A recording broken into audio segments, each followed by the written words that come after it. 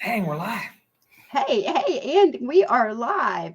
Hi, everybody. Welcome back. Today we have Dr. Mark Garner, the owner of Orchard Meadow Family Dental and Denture Clinic. And we have Aaron Garner, his brother, sitting next to him, and he owns Illumination Dental Arts. Welcome back, guys. Thank you. We're glad to be here. It's been some time Yeah, since well, we've had some difficulties in our lives, we but I think we're ready. Are we good? Yeah, That's good. yeah.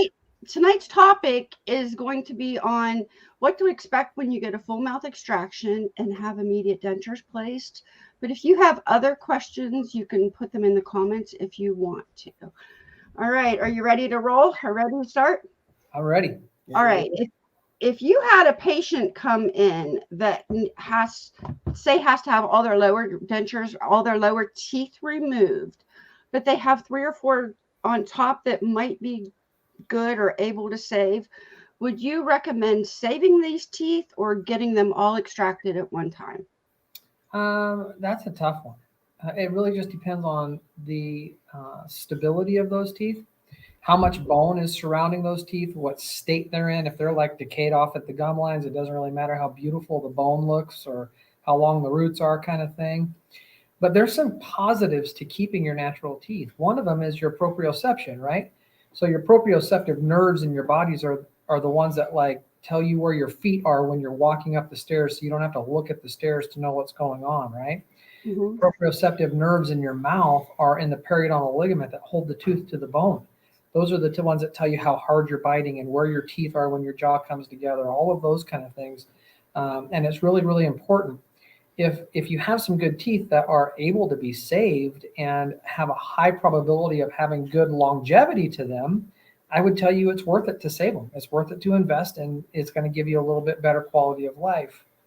If you have periodontal disease and they're not super great, you have a high caries index where you get cavities all the time and you're just frustrated, then it really doesn't make sense with the treatments that we have these days to let a few good teeth get in the way of a better treatment option. Okay. Okay. I hope that makes sense. It's really an Yeah. individual thing. But a lot of my patients specifically say, I don't want to be back in here in 2 years getting my top teeth pulled when I can just do it all at once. And that's just an honest conversation you have to have with your dental professional to make sure that they understand what you want and that they are convinced that you're making an informed decision about your own health.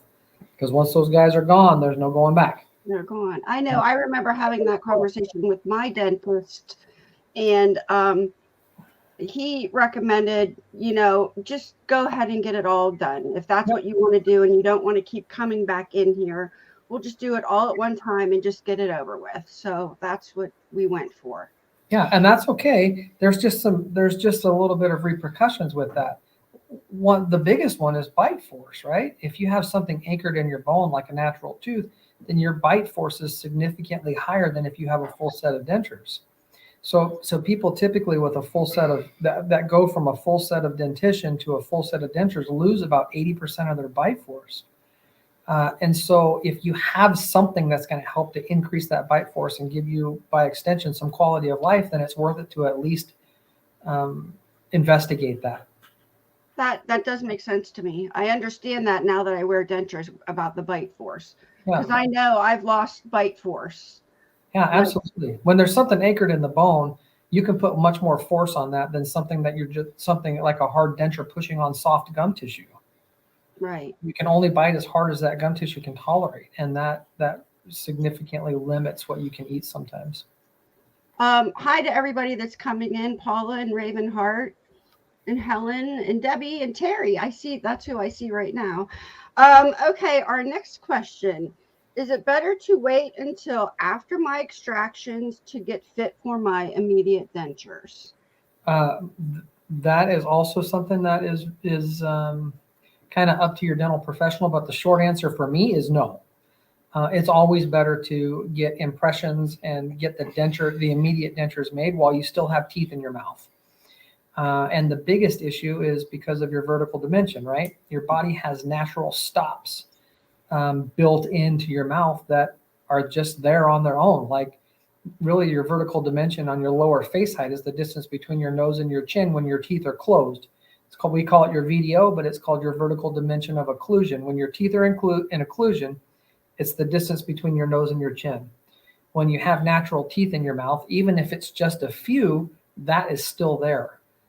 If we take all of your teeth out and then make you some dentures afterwards, then we're arbitrarily setting those stops and those natural limitations that your body sets on its own. So when you have natural teeth in your mouth and we get impressions of that to make your immediate dentures, there's a lot of information in there that we can gather that goes away when all the teeth are gone. Yeah. And from the lab perspective is the same thing, information is precious. So if you have natural material there being your teeth, that is an insane amount of information that we can use. Once those teeth are gone, that information is gone. And we have to start arbitrarily or making up what we think is good information to make your restorations. So if we can start with whatever natural teeth you have left, then that helps narrow down a lot of that process of, okay, this is good. Oh no, we need to make changes.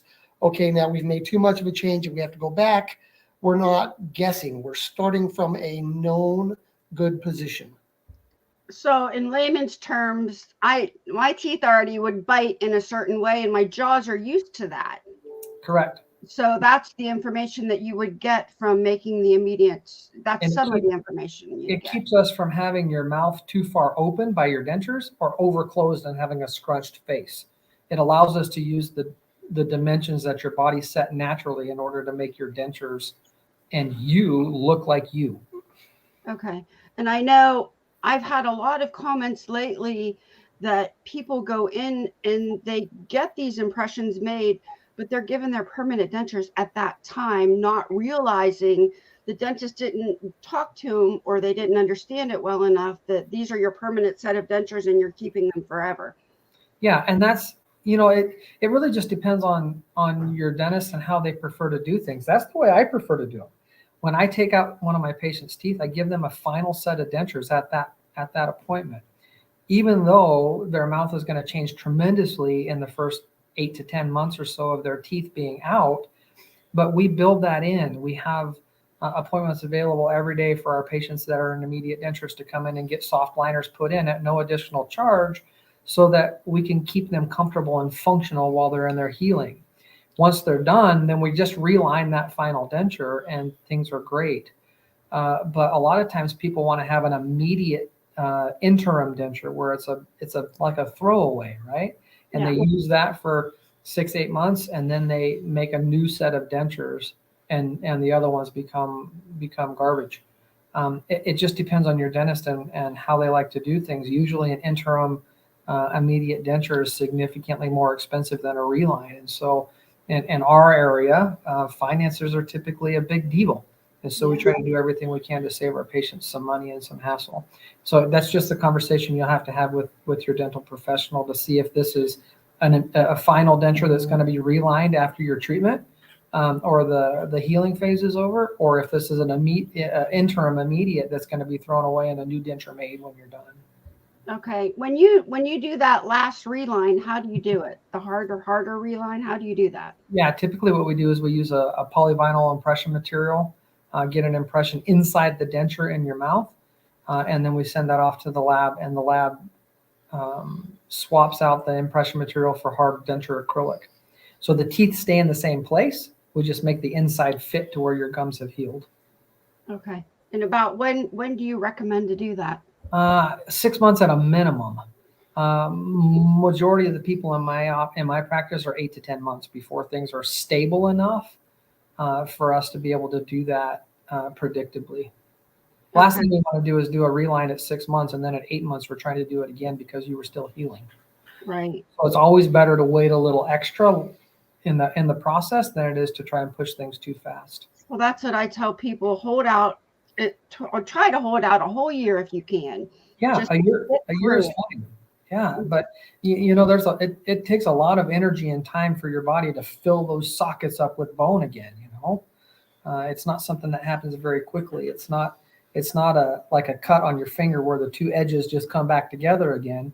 what happens is that the epithelial cells, the skin cells around that tooth, grow down into the base of the socket, and then your body fills it in from the bottom up. And so it takes an awful long time to fill in that hole by a tooth coming out.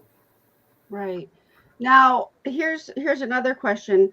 How do you make the immediate dentures when there's teeth in somebody's mouth? How do you make that immediate denture? So what we do is we end up getting an impression. We pour the impression in stone, and then we just cut the teeth off of it. And then we make a denture on the gum tissue that's left. Admittedly, that makes the inside of the denture really big as things heal and shrink, and your body creates space between the denture and your gum tissue. But in my practice, that's what the soft liners that we use is for, to fill in that space as you're healing. And then once we're all done, that final reline will fill in that space, and your denture will fit when the teeth still look like they're in a natural position. I got a model right here. I'll show you. So this model is a patient that I'm working on right now. And this is kind of what it looks like, right? So these teeth here are still in there. We've cut these teeth off of the model so that you can see that, right? Mm-hmm. So we'll come back in and we'll cut these remaining teeth off so that they look like this portion. And then we'll just make the denture on top of that. Okay. And I mean, admittedly, the fit isn't going to be great, but your mouth has gone through quite a bit of trauma having those teeth extracted. Things are swollen, things are changing. You know, the fit is not going to be good no matter what we do with an immediate denture. That's why those relines are so important as your mouth changes. But what this does is it allows us to mount those models in relation to each other exactly the way that your teeth come together in your mouth. And then we can build your immediate dentures to that exact position so that when you get your immediate dentures, your mouth is opening and closing to its correct position. And it's not being held open, with too much denture material or over closing because there's not enough. And then we work with your changing gum tissue as it's changing. So here's the models that I just had. This is the upper that I just showed, right? This is the lower that matches that. And this is what it looks like set up on an articulator. Okay. So in this specific patient, we're only doing an upper denture. We're not doing a lower. So when you look at it from this side, you can see after we've cut those teeth off, how much space we have to create the denture. Okay. And we have this all set up so that this little pin on the articulator holds this upper denture and this lower, or the upper model and the lower model in the correct relationship to each other. So we can cut all of the teeth off of the top and just have airspace between the top gums and the bottom denture, and know that ridge is still in the correct position against the lowers. Okay. I don't know if that makes sense, but that's how we do it. That makes sense to me. I just don't understand how you get that on that articulator exactly correct. Yeah, it's all magic. We do it with magic. I believe that. I do believe that. Okay, we have a couple questions coming in now. Sure. All right, hold on. Let me get me set up. Oh, there we go. I got dentures 5 years ago. I need a lot of adhesive to keep them in, so I'm guessing I need a reline. Correct. Yep. That's absolutely right. So one thing that people a lot of times don't get told is that that ridge of bone that holds your teeth in, right, is only there to support your teeth. There's no muscle attachment to that ridge of bone like there is all of the other bones in your body, right?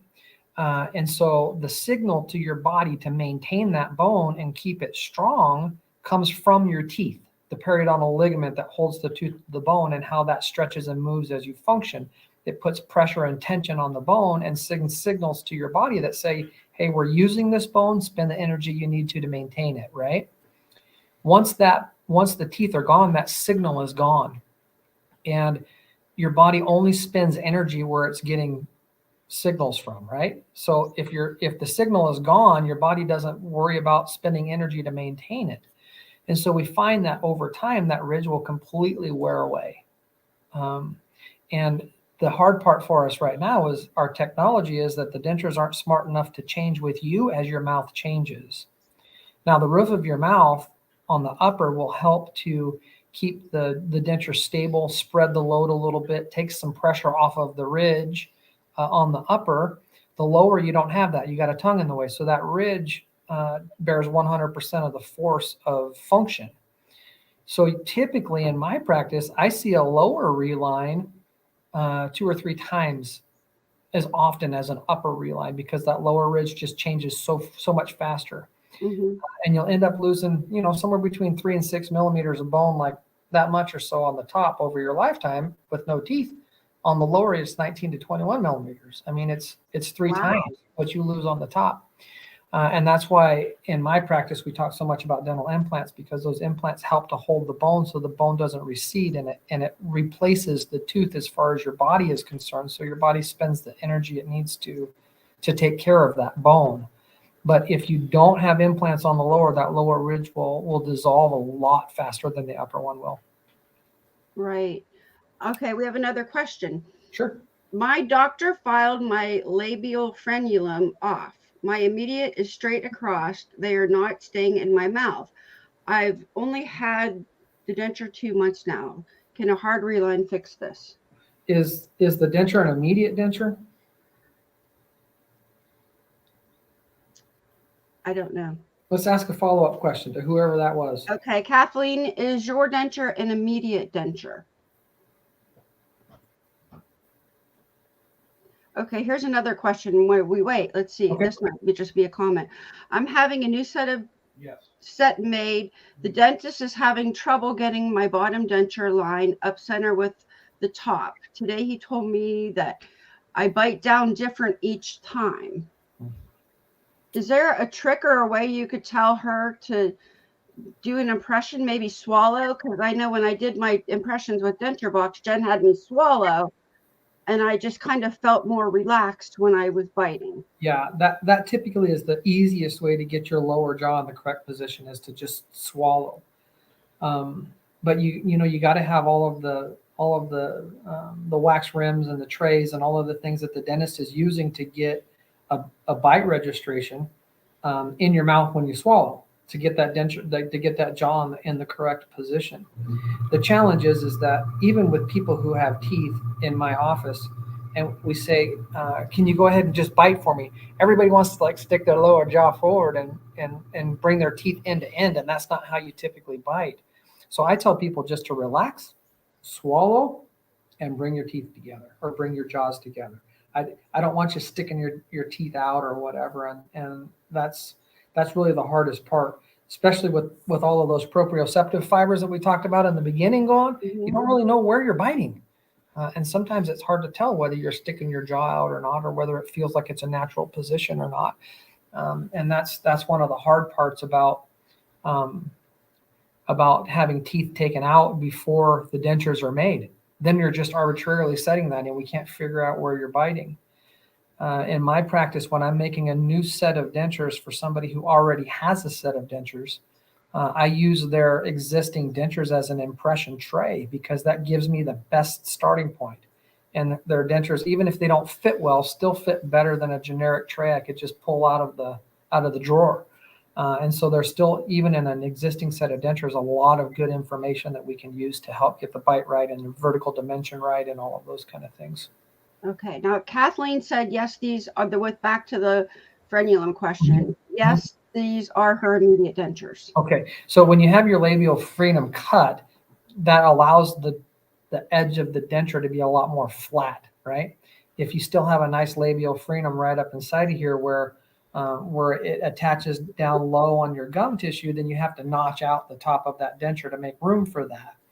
But my bet is that her denture is not a frenum problem. If I had to guess, I would say that her denture is an immediate denture problem, and she's just had a ton of change in her mouth since the time she got her teeth pulled till now in the past 2 months. So I would tell her that she needs a soft liner inside of her denture, and that will probably solve a lot of her problems.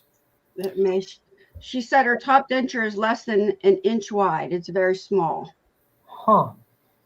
Yeah, the upper denture should be made to fit her gum tissue whenever they made the denture.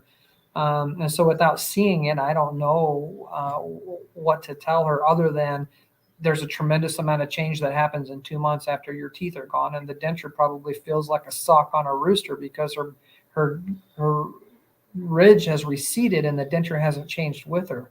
So she just needs to get that space filled in with something temporary to keep her through her healing phase. Yeah, and a soft reliner would probably work best because she can definitely anticipate a lot more change happening if she's only had her teeth extracted, for 2 months. Yeah.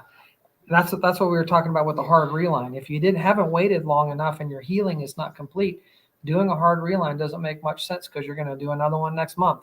And so financially, it's much easier to have something that's soft and removable and temporary, so that as you change those once a week or once every 2 weeks or whatever, it's not a big financial investment on your end. And some of her discomfort may come from having to learn how to use a denture. Her mouth throughout her entire life until 2 months ago had no idea how to use a tool like a denture. It would be like learning how to use an eyeglasses screwdriver while you're wearing giant winter mittens. Right. You can learn how to do it, but it's going to take time. Yeah, for sure. But if they can't stay in her, if they're not staying in her face, like they're so big they're falling out, she's never going to learn how to use them. So she's just got to get something in there to fill in the space, make them tight and snug again. And so she can learn how to use them. And they may only be snug for a week or two, and then she's got to redo the soft liner in order to keep up with how her body's changing. There's a question here, which denture is better? And I'm not sure if they mean versus immediate or permanent. Davey, can you explain that? Oh, somebody just said, will I ever feel normal again? It's been rough. I tell people yes. But sometimes people never feel normal without their teeth. And Right. it's, a lot of times people forget that dentures are a prosthetic. They're just like a fake arm or a fake leg. It's something man-made that's replacing a natural part of their body. Doesn't ever work the same, doesn't ever feel the same, doesn't ever look the same. And so a lot of times people can just never get used to having something foreign in their mouth. Having said that, the longer you use it, the better you're going to be. It's just like having a new hobby, right? When you get a new denture, your new hobby is learning how to eat. And you suck at it at the beginning, just like anything else that you're starting for the first time. 5-10 years down the road, you're going to be a pro and it's going to be no big deal. But that transition period, sometimes it's very difficult for people to get used to. I tell people, do you want to go back to that normal? Because that normal, you had a lot of dental bills and tooth pain. And something that I have noticed since I had all my teeth pulled out, I had chronic bronchitis. I don't anymore. Yeah. I'm hardly ever sick anymore, knock on wood. Yeah, well, people forget a lot of times that your mouth is connected to the rest of your body. And what happens inside of there affects everything else. And so if you have long-standing low-grade infections, it does crazy things to your body. If you're breathing in periodontal bacteria and those kind of things all the time, it can absolutely create chronic bronchitis or whatever issues, right? I just read something today that said that the bacteria in a human placenta are closely related to the bacteria in your mouth. So there's a huge correlation between periodontal disease and low birth weight babies or early term pregnancies or all of those kind of things. And people forget that what happens in your mouth affects the rest of your body. Yeah, it does. Somebody asked, do they need a cushion in their denture? Not always. If it's an immediate denture, then yeah, that's what we say. Get a cushion in there. Sometimes there's some times where ridge is very, very, very narrow, and it look on an X-ray, it looks like a knife edge ridge, and you need something soft in there to kind of help things. But typically, soft liners are not something that we want to have on a permanent basis. They're not as rigid. They're more porous. They collect more bacteria. They get crusty and hard. They get smelly and stinky. And if you can tolerate a hard reline, you're going to be a lot better off than something that's a semi-permanent soft liner or cushion. So we have a question here. Their lower denture won't stay in. The cushion grip won't stay in there, or a soft reline. They all fell out. Would they'd be better off getting a hard reline then?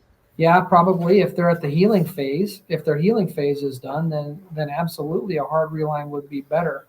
But the challenge really is, like we said, every you lose a significantly higher amount of bone on the lower, and there's nothing on the lower to help retention like there is on the upper. The palate on the upper kind of acts like a suction cup and holds things in place. The lower, there's nothing that can do that short of either glue or dental implants.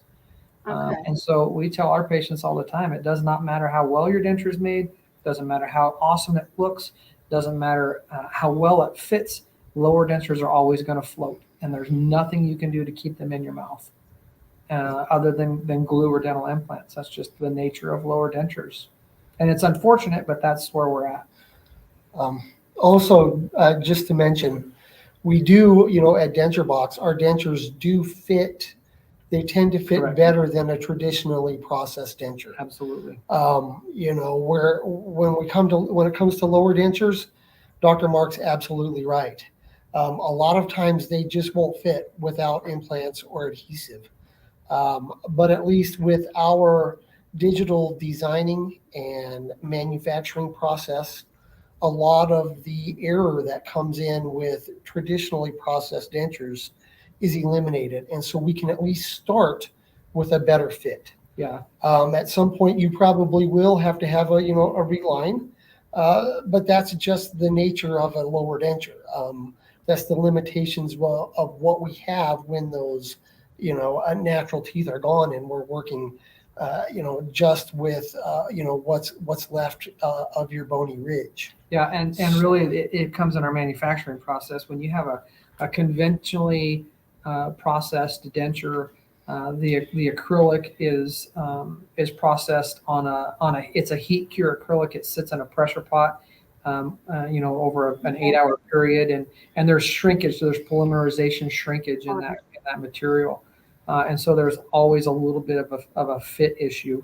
When you go through Denturebox, we start with a solid cast model made from your impressions, and then it's printed, so there's no polymerization shrinkage, and we get a much better fit from the get-go. Having said that, 99 times out of 100, if you're going to have a problem with the denture, it's still going to be a lower denture, and that's just the nature of the beast with those guys. Yeah. Right. Here's another question. Okay, what is a wax try-in, and how do you try it on if you have your teeth in, your regular teeth, before your extractions? A wax try-in in the regular dental office is how you set up teeth to try into your mouth. It's on a wax rim. The teeth are in your mouth, you try them in your mouth, and if you don't like size, shape, position, color, whatever, then we can warm up the wax and move that. That's traditionally the way it works. Through Denturebox, the way we do that is with a printed try-in. I'm sure we have a printed try-in right here. So these are what a printed try-in looks like. You can hold those up, and it still allows you to see the size, shape, and position of the teeth, but they're just not in wax. With our process, with the conventional denture process, we're not necessarily looking at fit during the wax try-in appointment because the teeth are just on a little plastic carrying tray to get them in your mouth so you can evaluate the aesthetics. And so the fit, working on the fit always comes after the denture is processed. Through Denturebox, though, these are printed. They're hard. They're printed dentures that are just not finalized, and so we're able to look at the aesthetics as well as looking at the fit of the dentures as far as that goes. A lot of times we have our patients, once the fit is good and we think things are right, they wear their try-ins. We have them wear them for 2 or 3 days, maybe a week, eat with them, talk with them, completely function like you would with a regular denture. That way the guesswork between a traditional try-in and your final denture is eliminated. Your final denture will work exactly the same as your try-in. And really the main part of that question is a try-in, either a try-in through Denturebox or a wax try-in with your dental professional, is to look at the aesthetics of the teeth. You cannot try them in your mouth if your teeth are still in there. And so immediate dentures don't typically have a wax try-in phase because you can't try anything in until the teeth are gone. Well, once the teeth are gone, you got to put something in there, and that's where the immediate denture comes in. Okay. So I have a question here. So Thursday, I'm going to see my dentist about my permanents. I now have dental insurance and I'm turning 65. She also has bone spurs. Should they be removed? And what are some things she should ask her dentist? Yeah, I would absolutely remove the bone spurs before you make the dentures. It's going to be very painful otherwise. Yeah, you can't really get a hard acrylic denture over a bony protrusion without scraping that bony protrusion and causing sores. And so if you do not have those bone spurs taken off, you will create a situation where you have chronic denture sores, and it will be uncomfortable and frustrating. It is a surgical procedure to remove those, so it's not simple, and it usually costs more. And I don't know whether her specific or his specific insurance plan will cover that, but it's a question that they need to have with their dental professional for sure. Yeah. Okay. Here's a question. Does Denturebox have accept insurance? Right now, I know the answer. we're kind of doing a beta program right now, but typically not dental insurance right now. But we are doing a little bit of a beta program to file with some people's insurances to see how it goes. And we should have some more information on that relatively soon. However, if that works that way, the insurance company will always reimburse the patient whatever they're going to reimburse. They will not pay Denturebox. And so you still, if you go through Denturebox, you still have to pay for your dentures up front. We will do everything we can to file the insurance once we get the information back from our beta program. And then that is a contract between the patient and the insurance company, not the insurance company and Denturebox. But we are working to get a database of the codes that patients will need in order to file with their insurance companies. So as far as Denturebox is concerned, the patient purchases from us, and then if they have dental insurance or want to use their dental insurance, they will file for reimbursement with their insurance company, and that will be handled completely between the patient and their insurance company. Denturebox also accepts PayPal. So if in PayPal, you can make payments on that app. So they accept that also and for payment. Yes, we do. Let's see. Lauren says, I have bone spurs everywhere, but avioplasty twice. Or oral surgeon said no more surgeries because of nerve damage. That one's a little bit of a struggle. How long ago was their surgeries? Probably within the last 6 months. Yeah. So a lot of times, your body doesn't like sharpness, right? If you were to peel your skin off you and look at your bones, everything is rounded. There's no real sharp angles. And so over time, your body will typically round those areas off and get rid of the bone spurs over time. It may take several years for your body to do that. And so that's just a challenge. And in that situation, a lot of times when you're trying to get a hard denture over a soft tissue on a bony protrusion like a spur like that, that's a good indication to have a soft liner in there, because that soft liner will give a little bit as you get over that, and it will be less tender than a hard denture acrylic rubbing that tissue.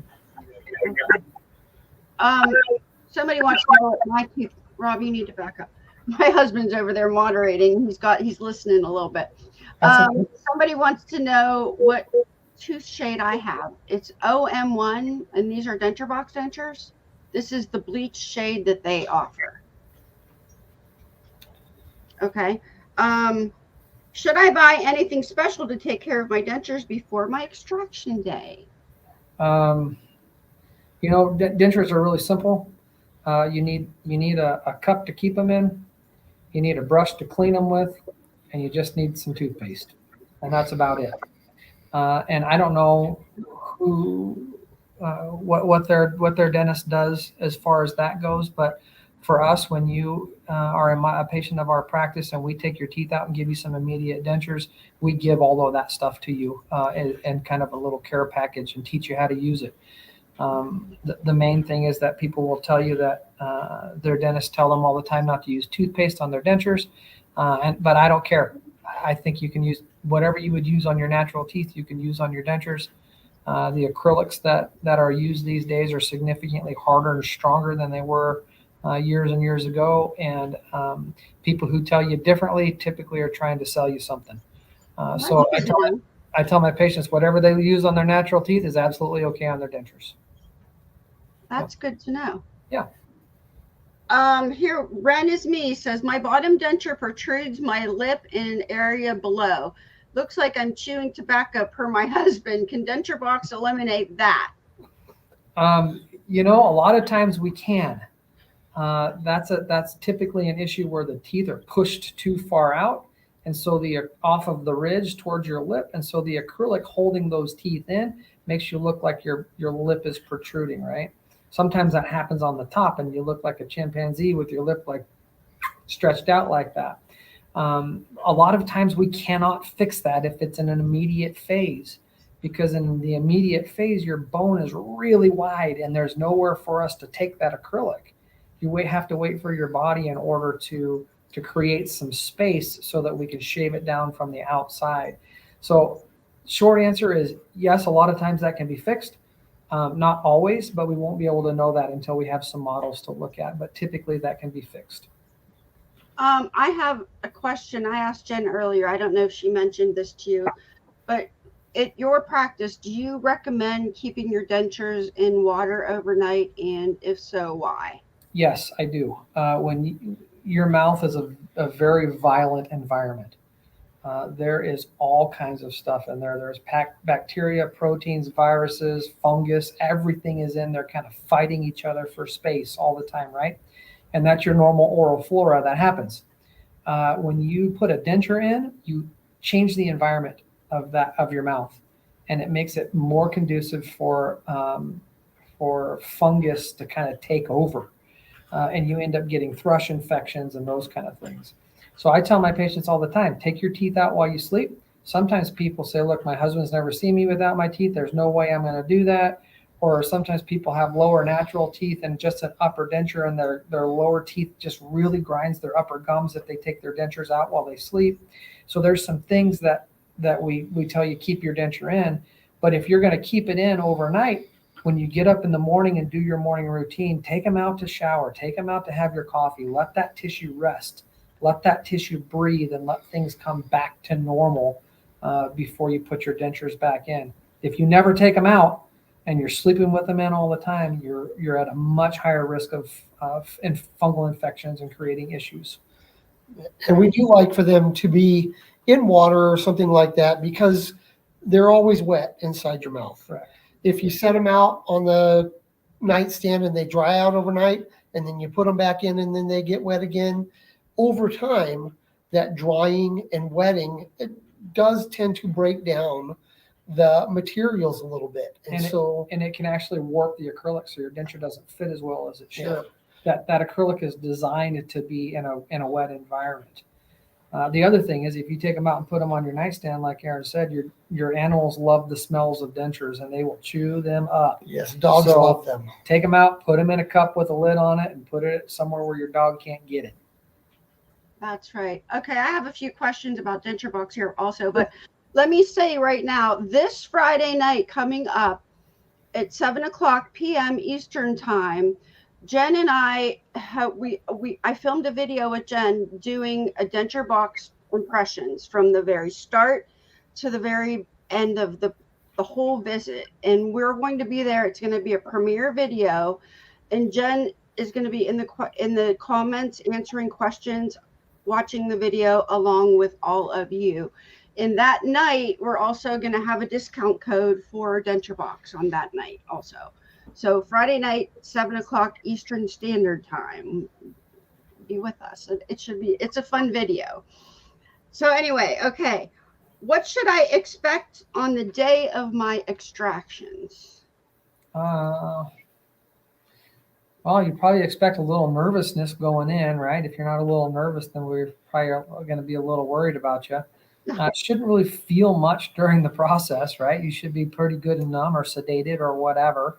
And the real struggle always comes after the teeth are out, the dentures are in, and you're home. A lot of times you can have some bleeding. You can have some discomfort. You're gonna have discomfort from the teeth coming out, the surgical portion. Plus, you're gonna have discomfort from a new hard denture resting on your soft tissue and creating issues as far as that goes. First 24 hours is always the hardest 24 hours you will ever have. In my practice, I tell my patients that all the time. I also tell them that the first week is going to be the most difficult week because you're going to have swelling from the surgery. Then the swelling is going to come down, and then the bone is going to start to recede. And so you have a tremendous amount of change in a very short period of time, and your dentures are not smart enough to change with you. But we also don't want to put our first layer of soft liner in there until we've had about a week's worth of healing, because we want the suture lines to be healed enough that the soft liner is not going to get forced into that suture line and create problems with healing. We also don't want to still have sutures in your mouth when we do that first soft liner, because it will wrap around them and you'll rip them out when you take the soft liner out. And so that first 24 hours is the hardest. First week after that is the hardest, and then it should get a little bit better all the time. But you'll expect some bleeding, a little bit of blood in your saliva, looks like a lot of blood. You'll expect some dentures that are not fitting very well because there's going to be a tremendous amount of change in your mouth. You'll also feel like you got a mouth full of plastic and it's hard to talk and hard to swallow and hard to do any of those things.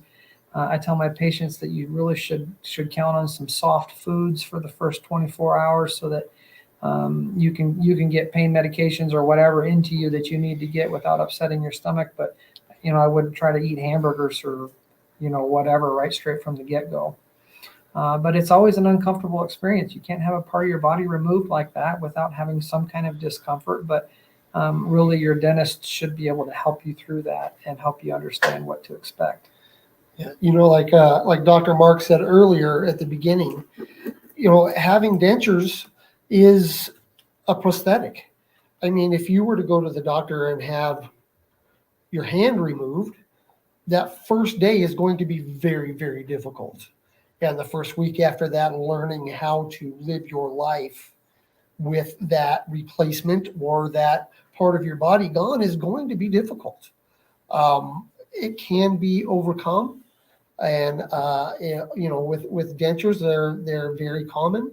So a lot of people do, but you can expect, the first little bit is going to be hard, but it will get better the more you use your dentures.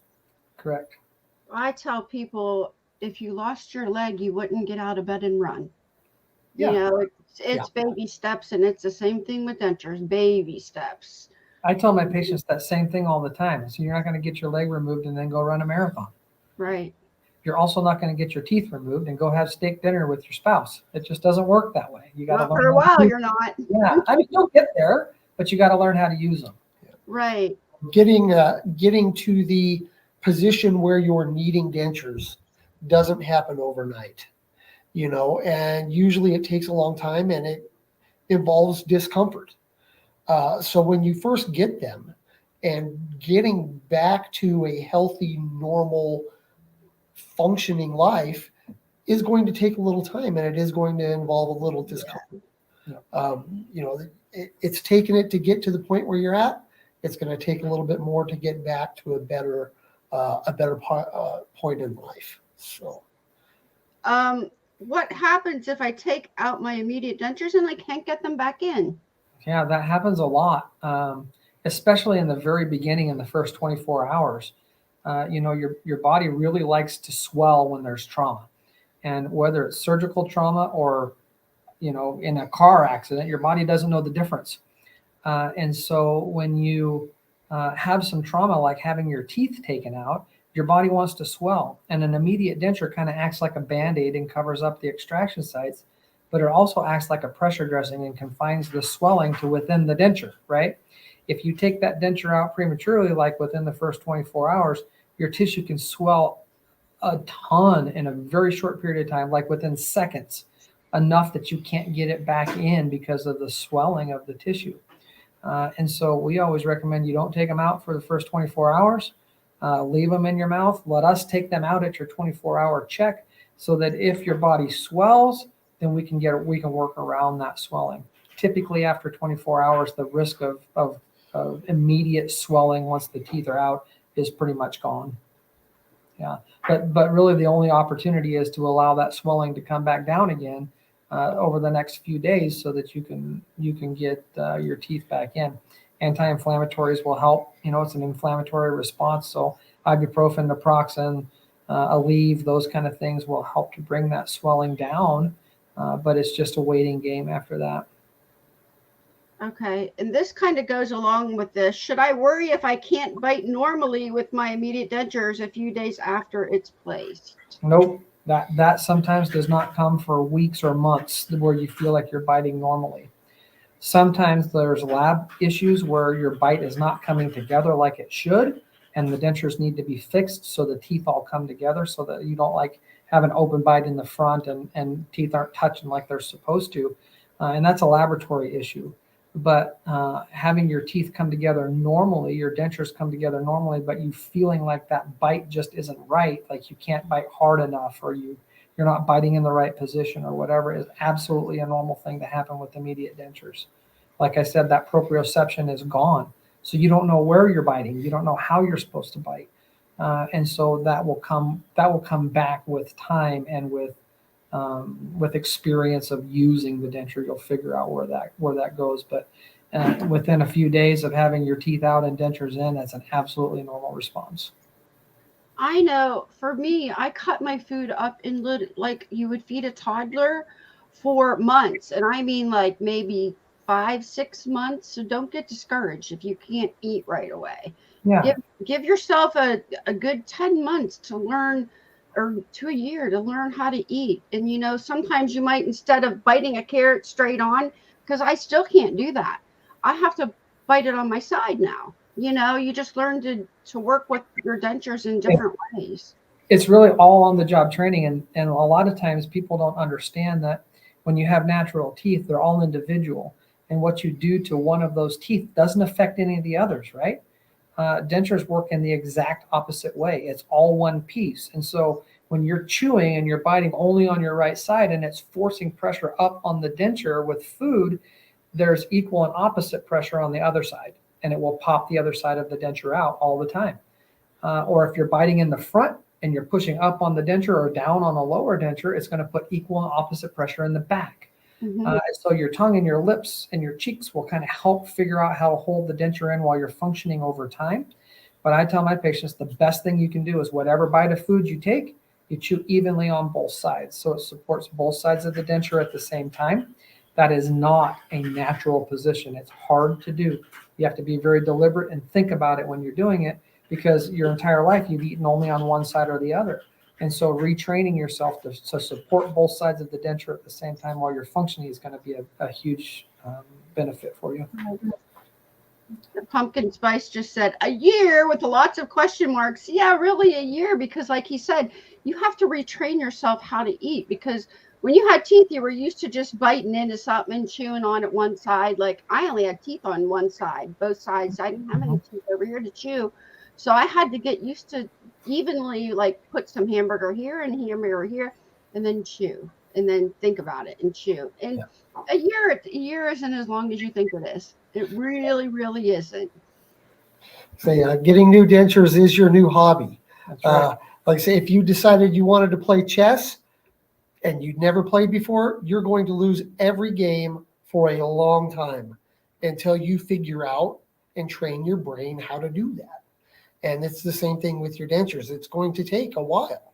A nice set of dentures is going to look great. Maybe when you smile, they look like your natural teeth, but they absolutely do not function like natural teeth. And it takes a while to train your brain and your body to learn how to use that tool. Yeah. All right, we have a question up here. It's off this topic, but why do some dentists give you only one set of dentures that are immediate and permanent? It really just depends. For me, we do that in our practice because of a cost savings for our patients. Creating an interim immediate denture usually is significantly more expensive than just relining the denture when we're done. And in our practice, we use high quality materials, high quality acrylics, high quality teeth. And so they're not going to be like an institutional grade tooth that's going to wear out within a year. It's a high quality thing that's meant to last for years and years.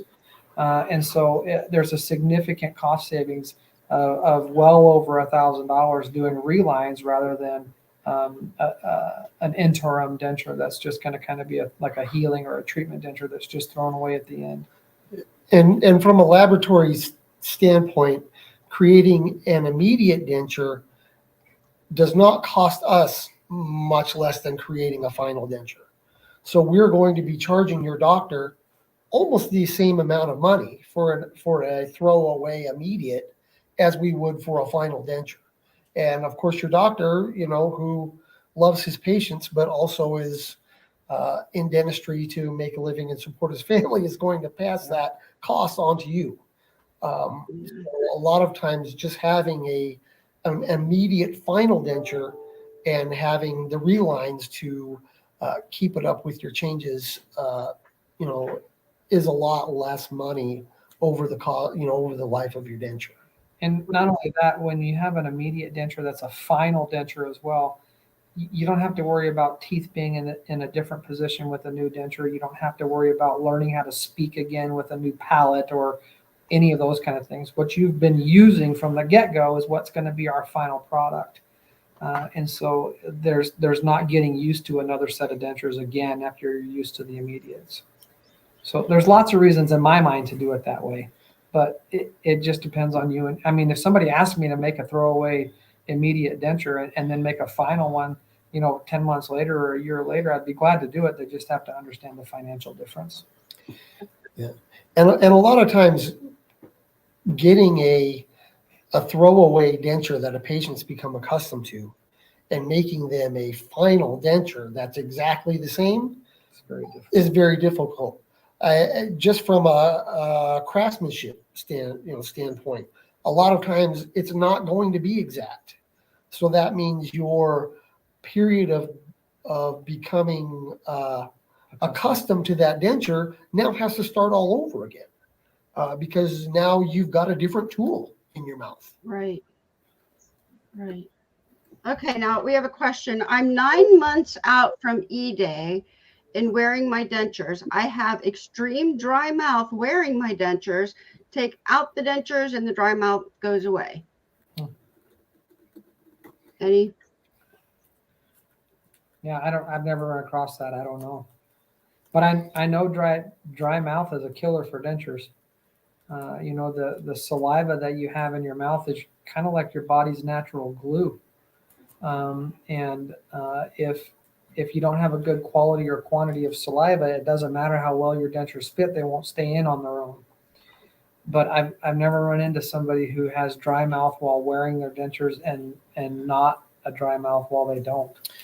I mean, usually the physiological response of having something in your mouth creates more saliva. Yeah, and that's a challenge with our patients from the get-go because anytime you put something foreign in your mouth, it triggers your brain to tell your mouth you're eating, and so produce saliva, right? Even if it's a denture. Pretty soon your denture will, or your brain will kick in and say, hey, mouth, that's a denture that's supposed to be there, and then the saliva flow will decrease over time. But the only thing I can think of is that there is a significant amount of like accessory salivary glands and things on the roof of your mouth.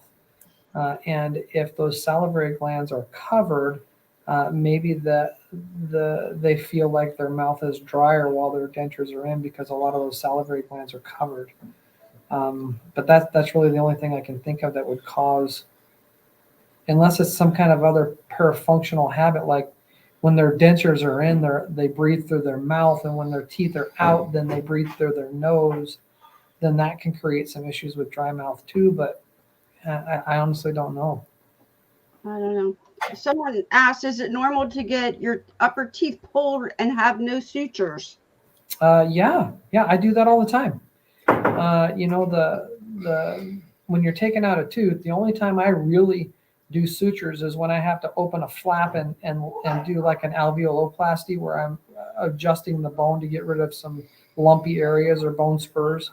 Or if when you take the teeth out, there's gum tissue in between the teeth, and if that gum tissue doesn't stay connected to each other, then we sew it together to protect the bone. But we take out teeth and with no sutures all the time.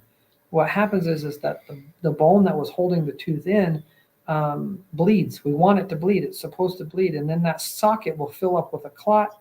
24 to 48 hours, the clot goes through a process where it matures and kind of fuses itself to the bone, and then it acts like a wet scab, and it helps to protect that bone inside of that socket while the gum tissue around it starts healing. And so sutures are not absolutely necessary unless the tissue is not covering the bone like it should.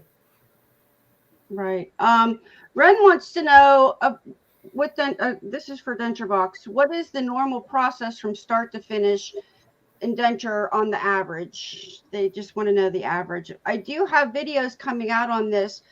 I'm filming the whole impression process with Jen, the whole try-in processes, and then the final denture. They're going to be in separate videos, but do you want to just, Aaron, or you want to talk about that real quick? Yeah, the process is a few steps, and depending on really the amount of information and the quality of information we get from our patients, sometimes it can take longer, sometimes it can take less. Usually when you buy your denture from Denturebox, we'll send you an impression kit, and that will have trays and impression material so that you can take your impressions from home. Usually what we do is we like to have you set up an appointment to meet with either Jennifer or Steph. They're our denture consultants, and they will walk you through that impression taking process while you're doing it. Once we receive your impressions and your bite registration, then we will start to design a try-in for you. Once we've got a try-in that looks good, we'll send it back to you with a try-in. Let's see if I can get that up there. And with custom trays that are designed to fit your mouth. This is what a custom tray will look like. It's printed. It's a digital printed tray specifically for your mouth. Yeah. A lot of times, custom tray. Yeah, this is the lower custom tray. It's designed to specifically to fit in on this person's ridge. This is not a generic tray that comes in your initial kit. If our impressions are not great, or the model or the trays don't fit very well in somebody's mouth, then we make a tray like this based off their first impression and send it out. So, and also we, with your first impression, we send an adjustment kit so that if our first try-in either doesn't fit very well in your mouth or is really great and just needs some tiny adjustments, you can do that at that time. That way we can use that information to create a more accurate second try-in for you if you need it. Not everybody needs it. A lot of times we get great information and the first try is beautiful and we just duplicate it and send it out in a permanent denture. But a lot of it will depend on information we get, shipping, all of those kind of things. Sometimes they're out of our control, but the typical time frame is somewhere between 4 and 8 weeks. Yeah, and once we have designed a denture that you like the fit, you like the look, you like the function, then we will use those designs to process your final denture and send that out to you. And the best part about Denturebox is once we got one that we like, we got the file. And if you leave it on your nightstand and your dog chews it up, we can have one back to you in a couple of days. Just let us know. We can reprint it and send it right out. Yeah. And you can also wear your try-in until you get that. Correct. Yeah. Yep. We have many patients that when we have a try-in that works, they're wearing it. Yeah, I did. they don't want to send it back. Yeah. They say, I'm wearing this till I get my final. Yeah, and not only do they have a denture they can wear in the interim while we're processing their final denture, but they've also got a denture they can wear if they run over their denture with their car and it breaks, or if their dog eats it. They've got something that they can use to continue to eat, to continue to interact with other people without, feeling embarrassment because they don't have any teeth. Right. Somebody asked, does chewing free dent gum help with learning to chew? Yeah, I think it probably could. I wouldn't recommend anything other than free dent because everything else will stick to your dentures. But free dent will help figure out how to get things done. Just like anything else, the more you practice, the better you get. And if you're chewing all day on some free dent gum, you're going to be way better at the end of the day chewing than you will be at the beginning. But I would caution that a lot of times, a lot of chewing with the denture can really make your gum tissue sore, like chewing on gum. And if you're going to use it, stick 2 pieces in there and chew one on either side so you can learn how to chew on both sides at the same time. Yeah, do that. It is a learning curve because when I was in my learning phase, I would bite the side of my lip or bite my tongue, and yeah, it's a learning phase. That's one of those things that, your oral tissues are a little bit weird because when you don't have natural lower teeth, say we have a patient who has just their front 6 teeth on the lower and no back teeth, right? Your tongue will swell and spread to fill in that space, and your cheeks will kind of collapse in on that space because the normal hard structures that are there to confine them are not there. So they just do whatever they want. But when you get a new set of dentures and now all of a sudden you've got something there to confine it, one, it's going to feel like you have a lot less space in your mouth because there's something confining your tongue. But the other is you're going to bite the heck out of your lips and your cheeks and your tongue and all of that in the beginning until your lips and your cheeks and your tongue figure out where they need to be to get out of the way. And once that happens, then you can start learning how to use those structures in your mouth to help hold your dentures in instead of having them cause instability with your dentures.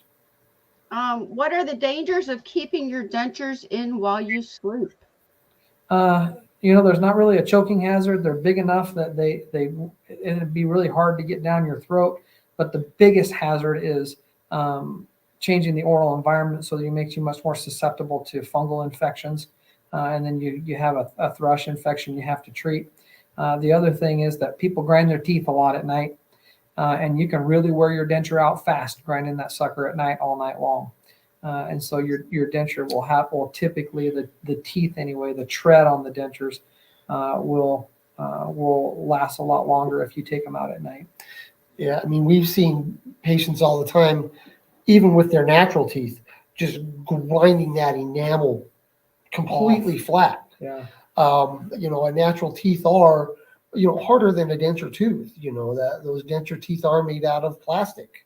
And if you grind them like that, they're not going to last very long. Yeah. I compare dentures to tires all the time.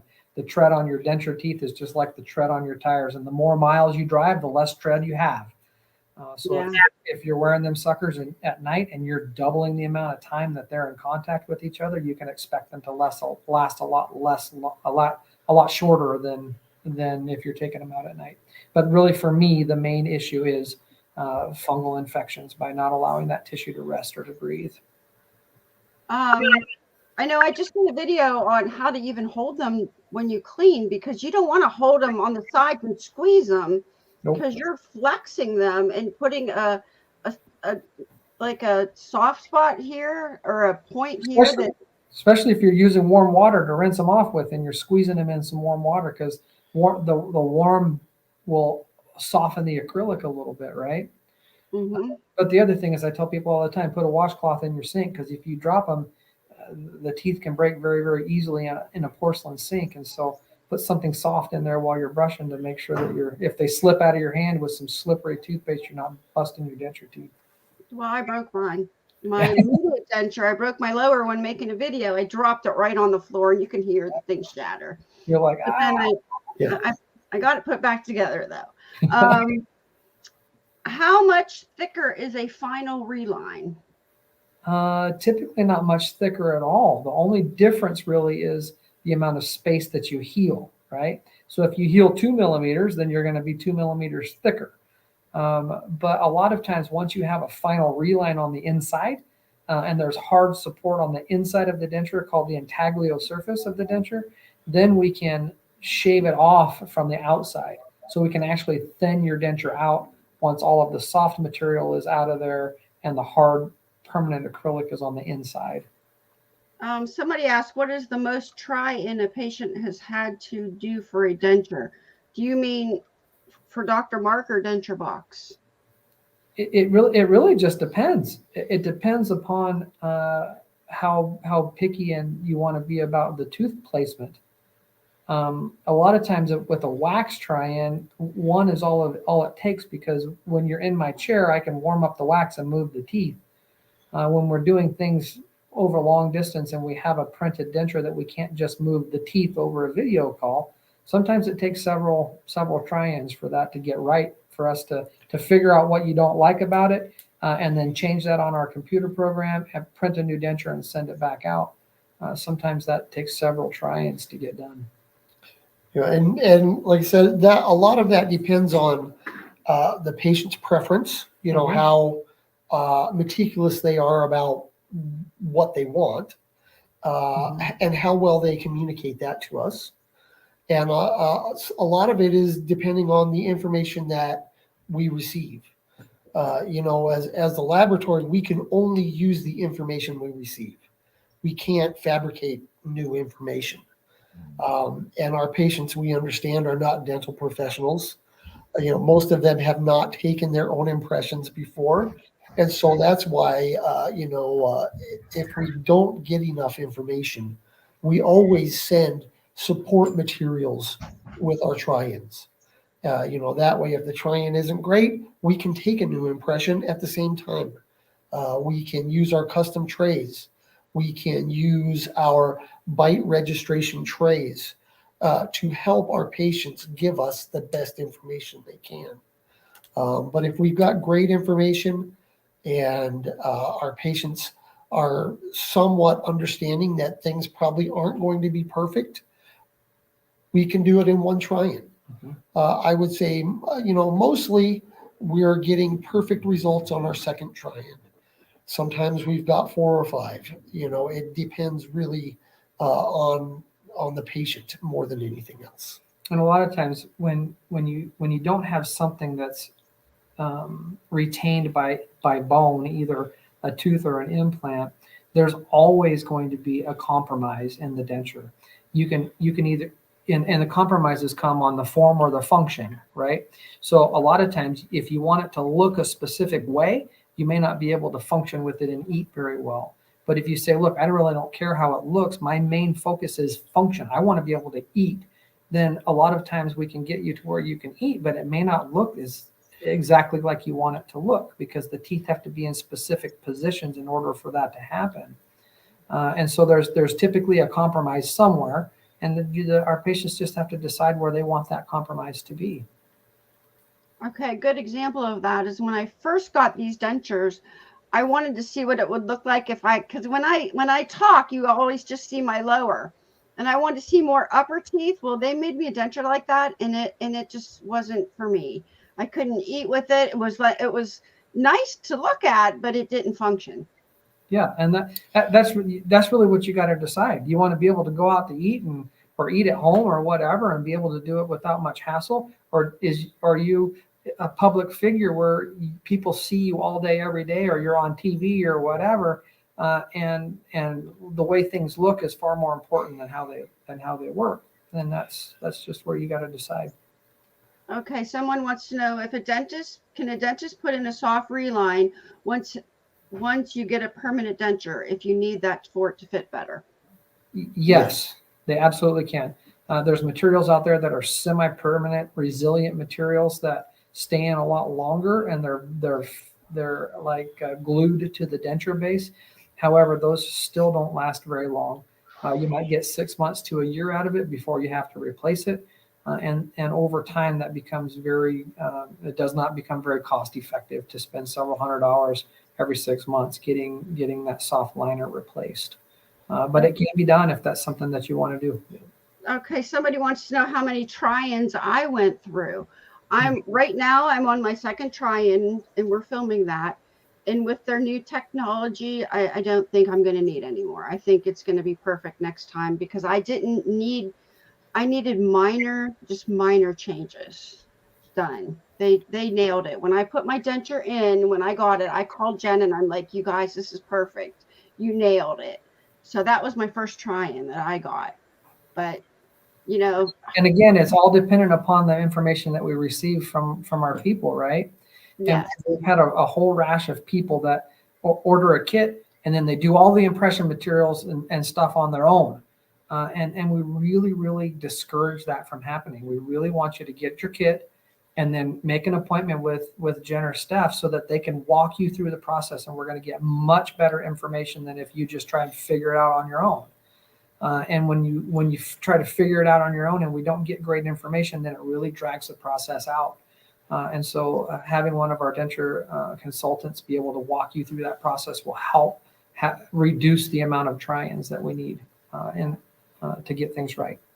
In the video that you're going to watch Friday night, if you watch it, of me and Jen doing the impressions, we're sitting just like I am with these men, except that's Jen sitting there and she's walking me through these impressions, and then I can actually show her like right here, and if it's good enough, she can examine the whole impression just by having an appointment with you. Yeah. So, and that helps her a lot, I know. And that's definitely important, because a lot of our patients, like I said, aren't dental professionals. They don't know whether what they're giving us is good or not. They're doing the very best they can. But, with a little bit of help from their denture consultant, we can make sure that the information that they're giving us is accurate and usable. Denturebox doesn't do implants, but Dr. Mark does. I do implants, yes. And we're doing some beta testing with some patients where we're trying to do some things, but the way that our fabrication process happens is we typically cannot get the attachment on the inside of the denture, and so we can create the denture. We can send you the attachments with the denture, but you got to have a dental professional in your town put those attachments in so that they're in an accurate position. That's just something we haven't figured out how to do through the mail. Yeah. Oh, I bet you will. We're trying. We're working on it, and you will. We're our techniques, but that's something that's going to be probably coming more down the line. All right. Yes, Denturebox has small, very, very small trays. If you think you have a small mouth, they will send you a small tray. Absolutely. And plastic or metal trays for impressions, it doesn't matter, does it? Yeah, and if the tray's too big, you give us what you got, and then we'll give you a custom tray to make sure that the second impression works like it should. And we have found, by and large, people who use the small trays that we send, usually the tray is too small. Yeah. They think that they're getting a nice tight fit, but it's really distorting the impression. So we prefer someone to use a tray that they think may be a little large. And if we do need a second impression, then they will get their custom trays that are made specifically for their mouths. Okay, somebody asked. They're in South Rapid City, South Dakota. Yeah, Rapid City, South Dakota. Yep. Yeah. All right, guys. You have anything else to add to us here? I really don't. Okay. No, I think that was a great conversation. Some great questions for sure. Absolutely. We'll have to do this again. I miss you guys. Yeah, we miss you too. I think that now that everybody's life is slowed down, it'll be a little easier, That's good. Yeah, we did get pretty busy. Well, thank you both, and thank you everybody for watching. I really appreciate it. And I appreciate you guys spending time, and Jen in the background there spending time helping us out too. Yeah, and our pleasure. We're glad to help. All right. Well, everybody, we will see you in our next video Friday night. Jen and I at 7 p.m. Eastern Standard Time. We'll be on the impressions video, watching it with you, answering all your comments or all your questions in the comments there. All right. Thank you, everybody, for watching. Bye. Thanks. Bye. Bye.